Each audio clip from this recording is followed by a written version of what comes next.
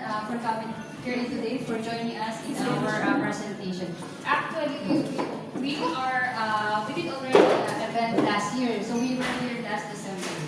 So I'd like to add up some information to the presentation of Tina. So because most of us here are foreign nationals, so for the benefit of foreign nationals. So the reason why foreign nationals are investing in the Philippines is because of the following reasons. So first one is they can get our own condominium unit for freehold in the Philippines. Meaning to say, you can buy a property in the Philippines, freehold, lifetime ownership. So you will be having a title for that property. Second one, that property title, that property unit is transferable. So either you can sell it, resell it, flip it, or rent it. Are you okay there? Okay. Wait. So third one is our company SMDC has its own property management. So just in case you're planning to use it for investment like rental business, we have our own leasing department to handle the unit. So hassle-free. You don't need to think who will market the unit for rental because our company will handle it for you. So currently we have 4 physical offices already. Formally. So we really help our unit owners to run their unit out. So, and lastly is one of the reasons why foreign nationals are investing in the Philippines is because Philippine government are actually offering, we call it SRRB if you're familiar with that, special residence retirement visa. So meaning to say you can really retire in the Philippines. So if you have property in the Philippines, you can deposit a certain amount in the Philippine bank, then you can live and retire in the Philippines. So, yeah. So currently we have 91 projects. SMDC has 91 projects, but we will be highlighting our newest project, the one Tina presented, located in Manila Bay. Second one, I will be presenting this is a new one. This one is residential office type property. Last year I have investors who invested in this type of property because he wanted to build an office, to open a business in the Philippines. So he invested in a unit that can be converted into office use. So I will be presenting that one. And lastly, the last project I will be presenting is our newest project in Makati. So if you're familiar with the Makati City is the financial business district in the Philippines. Currently we have 8 projects. Most of them are already sold, but SMDC launched the newest one, which is the Jade Residences. You can see it in the brochure in your table. So I will be presenting that one. So, I'd like to introduce first myself. My name is Sharon May Ramos. I'm a Manager 3 or Associate Sales Director of SMDC. I've been with the company since 2013. So, this is my 11th year now with SMDC. I worked in the admin department for 2 years. That's 2013 to 2015. So, I worked in the head office in Pasay. In the year 2015, I transferred into sales. So that's why I'm 11 years now with the sales and 2 years in the admin, total of 13 years. So I'm handling international sales. We go in different countries to promote or market our properties, not only with Filipino communities and also in the foreign nationals.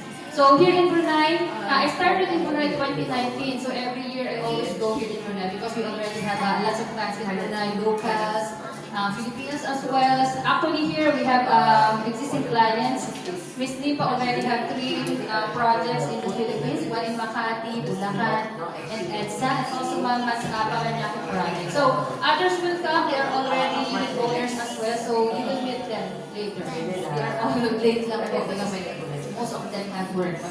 So yeah, we also go sometimes in Dubai. We have office in Dubai, we have office in Singapore.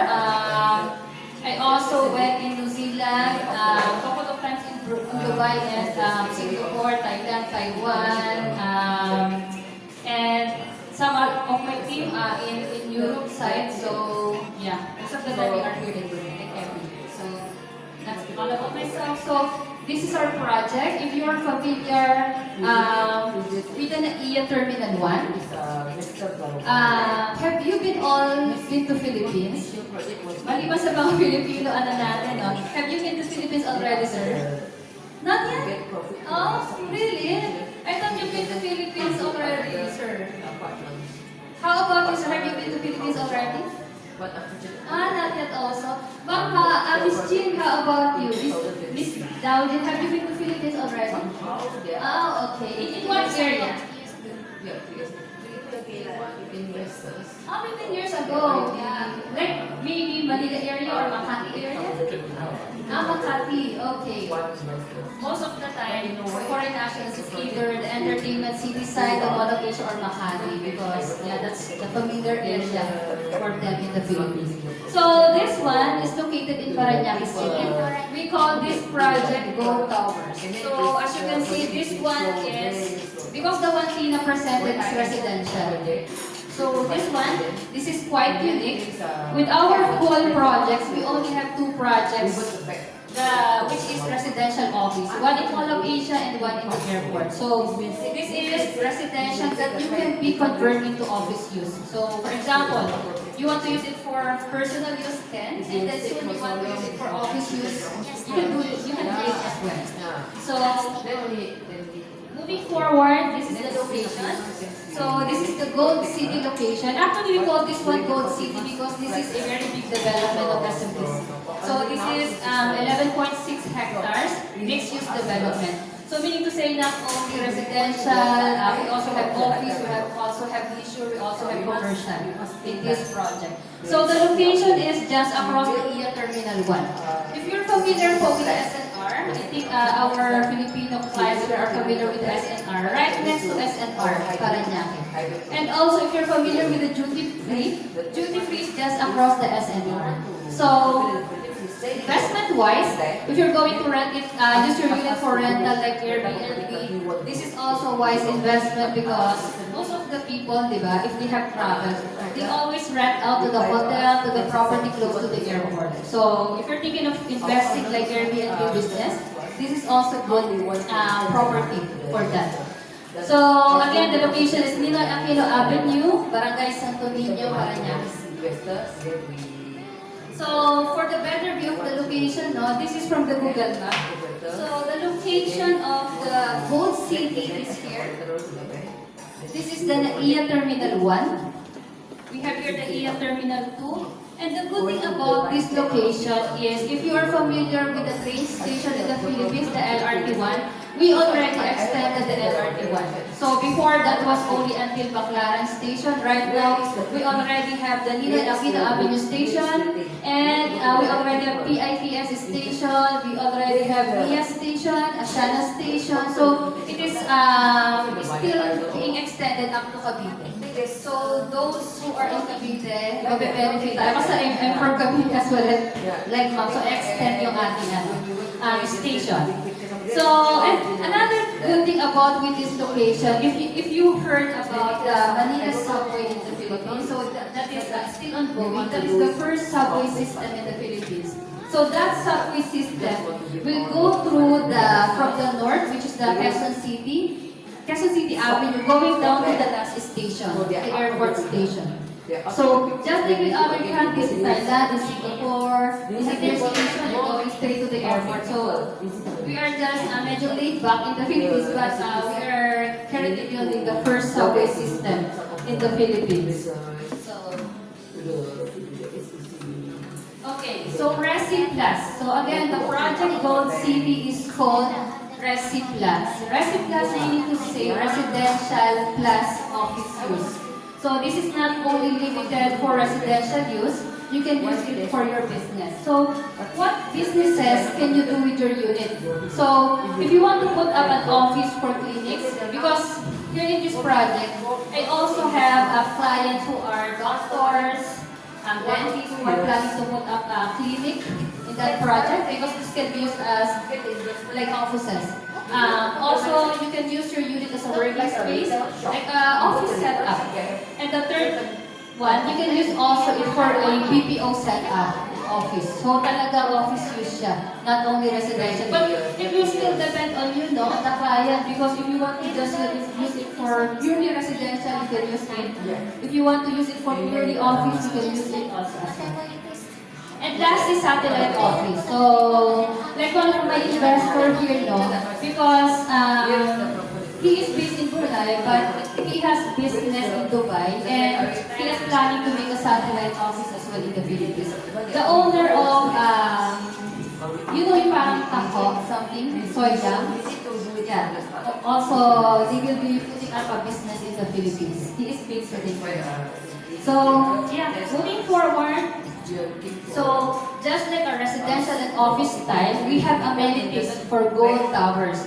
So, on the ground floor, we will be having a commercial area. So, we will be having a restaurants, banks, we have the beauty odor, grocery stores, and everything. So, this is the drop-off area. And this is the lobby area. So, it's still hotel style lobby, even though this one is residential office use. So, of course, this one is residential office. We also have business hubs and meeting rooms. So, if you're a unit owner of this, you can book or reserve our business rooms and use it for your meetings. Moving forward, this project is you can use for residential use. So we offer also residential amenity. So we have the gym, we have yoga studio that you can use. Just in case naman po you want to rent your unit, these amenities can be used for your tenant po. So moving forward, another amenities. So we have a central pavilion, we have pool. So talagang pwede siya for residential. So we have, ayan po, mga lounges, gardens. Yan, amenities. And yung design of our building, that's why we call this one Gold City. So yung design is actually, pag daw you are in the airplane, because this one is close to airport, just across the EA Terminal 1. If you're daw in the airplane, if you see the project, it's like a gold bar daw po. That's why we call this one Gold City. So we also have Sky Lounge. So if you want to make a tamba, you just have to go to Sky Lounge and enjoy the view of runway. So yeah. So for the unit, for the Gold City, we have a mixed use of 1 bedroom. We have 2 bedroom units as well. Before we have studio, but all studios are already sold out. So we are currently selling the 1 bedroom and 2 bedroom for Gold City. So this is our promo. I'll be showing you our promo price. So this is the gold residential office for 1 bedroom unit. So this one is on the 5th floor because last night I checked for the availability. All units on the 6th floor up to the 18th floor are all sold out. Those facing runway. So currently we have 5th floor available. This one is facing runway. Meaning to say if you're facing the unit is facing runway, you can see the runway of the airport, you can see the airplane there. So the total price is 159,000 Brunei. So currently we have ongoing promotional discount of 17,000 Brunei plus 23,000 Brunei. So the original price of this one is around 200 plus thousand Brunei na po. But because of our promo discount, you can get the unit for as low as 159,000 Brunei. So again, this property is still under construction. The completion will be the end of this year. So medyo malapit na rin naman po. We are already 89% constructed. So konti na lang po na turnover na. So your payment, the first payment would be the reservation fee. Of course, if you want to lock in the unit with the current price and discount, you have to reserve the unit for the price of 50,000 pesos, which is 1,086.96 Brunei. So that reservation fee is deductible already to the total price. So if you reserve the unit, by next month, you will start paying the monthly. So the monthly is how much? For only 513.34 Brunei, for 60 months, 5 years, no interest. So, only 513, you can start your investment with a little monthly. Then after 5 years, you will pay the balance of 127,000. So you might be asking, no, how can we pay the balance? So the balance of 127,000 Brunei is payable through cash or through bank financing for Filipino citizens. If you are foreign nationals, we can offer the in-house financing maximum of 10 years. So for Filipino po kasi, they can do bank financing, which is, it depends on the bank. Some other banks offer 30 years, may 25 years. So we are accredited naman on all major banks. So we can help you also in doing the finance. So for in-house financing naman po, very easy kasi we don't require requirements for in-house financing. Pero yung interest lang niya is medyo higher comparing the bank financing. So, ayan. So again, this is for Gold Resi Plus.